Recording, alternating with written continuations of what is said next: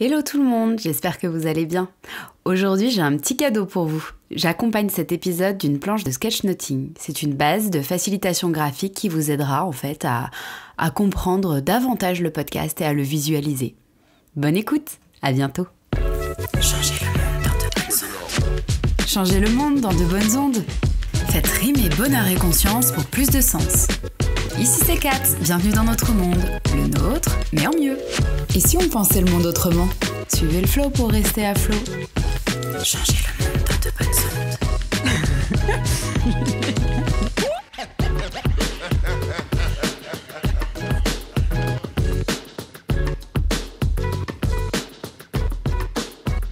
Questionnement sur des sujets essentiels pour sortir de l'artificiel. Aujourd'hui, session surf.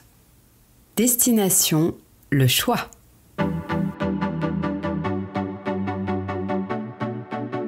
Libres et responsables, nous sommes les produits de nos actes. Vertigineux, n'est-ce pas? Il y a des moments où nous sommes contraints à faire des choix importants.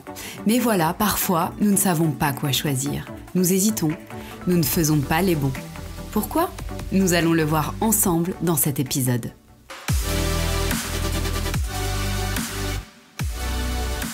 Choisir, c'est être libre.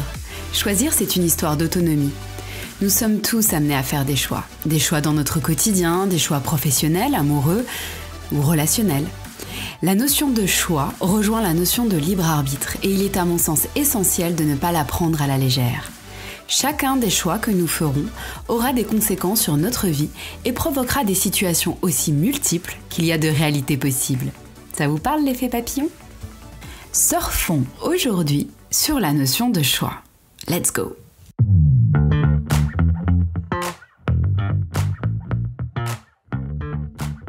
La vague se forme quand un choix important s'impose. Sa grosseur pourra varier en fonction des pressions atmosphériques qui l'amènent à nous. Nous allons nous pencher aujourd'hui sur 4 d'entre elles. La première, le souffle du déni. Dans le cas du déni, le ressenti hurle au secours, mais le mental, lui, est satisfait. Un processus de dissociation s'est mis en place et il peut y avoir des symptômes physiques qui commencent à apparaître. Et oui, le corps parle au cerveau, lui envoie des signaux pour lui dire d'être à l'écoute. C'est la magie de la physiologie humaine. Alors attends, si je ferme les yeux, c'est parfait, je la vois plus. Mais oui, c'est bien connu, très cher. Tout ce que tu ne vois pas n'existe pas. C'est comme les acariens de la couette de Mamie Georgette ou les ondes de ton téléphone 5G. La deuxième, la brise de l'inquiétude. Dans le cas de l'inquiétude, le cerveau cherche une issue de secours. Il court, il s'essouffle, et comme il perd ses repères, le mental va chercher des réponses à l'extérieur, chez les autres surfeurs par exemple. Le processus de perte de pouvoir personnel s'installe. Le hic, c'est que chacun sa technique, chacun son niveau de maîtrise, et surtout ce n'est pas dit que les autres ne soient pas dans le même process que toi. Bref, ça sent la tasse. La troisième, le vent de l'agacement. Dans le cas de l'agacement, un process de non-acceptation de la situation se met en place et le besoin de contrôler prédomine. Mais comme tu ne peux contrôler ni l'environnement extérieur ni les autres d'ailleurs, tu es face à un mur incassable que tu souhaites détruire de toutes tes forces. Tu finis par te faire mal et cela te met profondément en colère. Allez, calme-toi, respire. De toute façon, même si ça te gonfle, tu pourras pas flotter.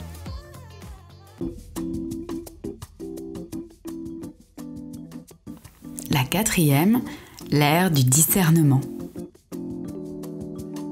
L'agitation intérieure est tempérée par acceptation de la situation et surtout la maîtrise des émotions. Certes, la vague arrive, mais tu parviens à te canaliser en écoutant tes ressentis, en respirant correctement et profondément et en étant connecté à la réalité.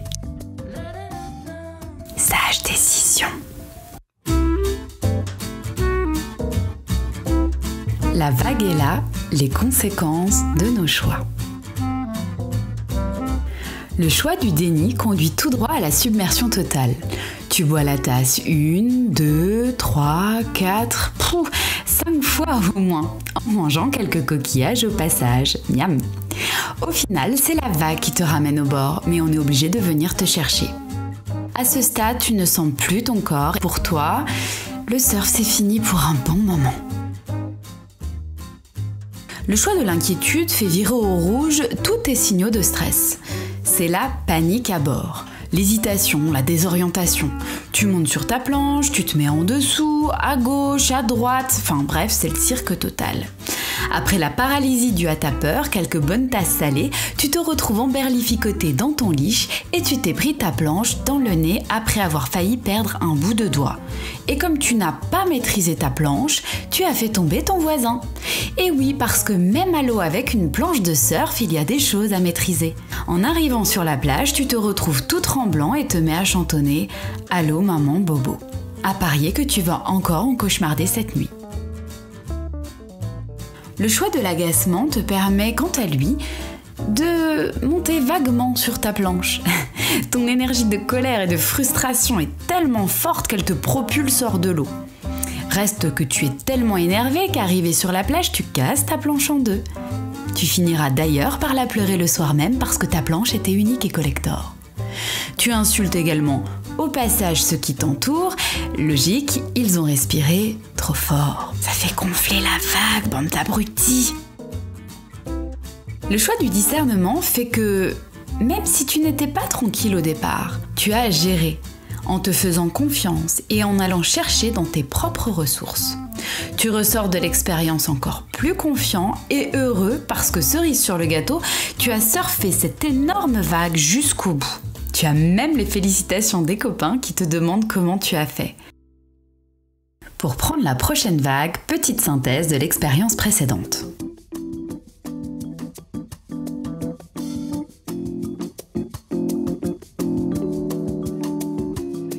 Peu importe la situation, à jouer avec les mêmes cartes, on rejoue toujours le même jeu.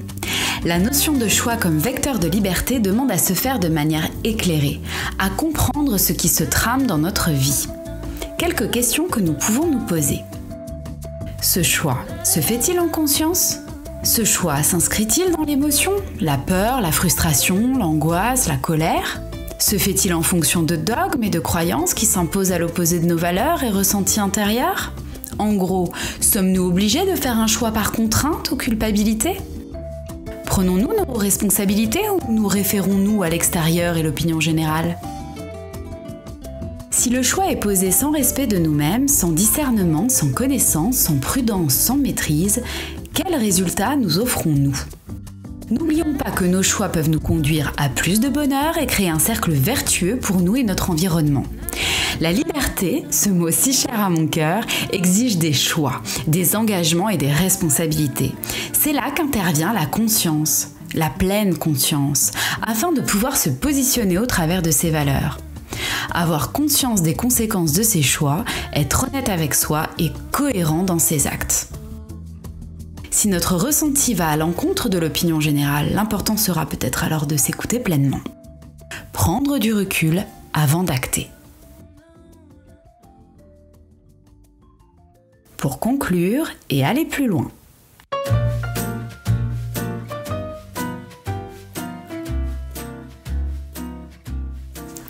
L'accumulation des choix individuels crée un choix collectif. La liberté de penser et d'acter en conscience a un pouvoir créateur dans notre vie, mais aussi au niveau du collectif. Tout système humain repose sur une alliance, une coopérativité, et c'est en ça que l'homme a le pouvoir de changer le monde.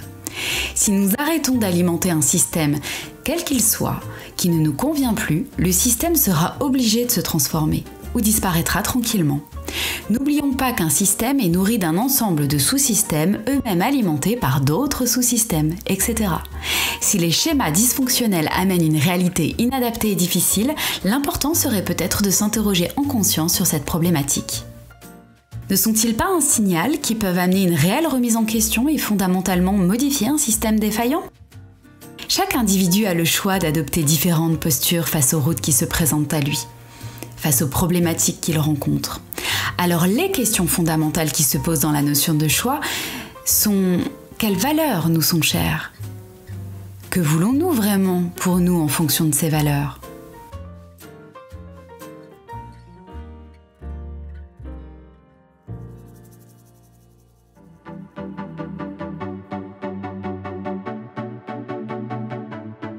L'homme est artisan de son destin. Nous sommes responsables et acteurs de notre liberté, de notre bonheur. Vertigineux pour ceux et celles qui considèrent comme Sartre que l'homme est condamné à être libre. Condamné, imaginez, quel mot lourd de sens. La liberté pour moi est synonyme d'envol et ce n'est certainement pas une condamnation. Elle est vertigineuse parce qu'elle offre tous les champs des possibles. Mais savons-nous la saisir ?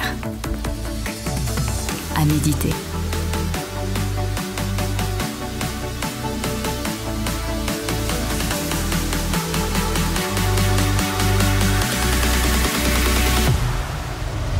Notre monde, ce sont des épisodes simples à écouter, des émissions rythmées pour mieux se les approprier et pour mieux les utiliser.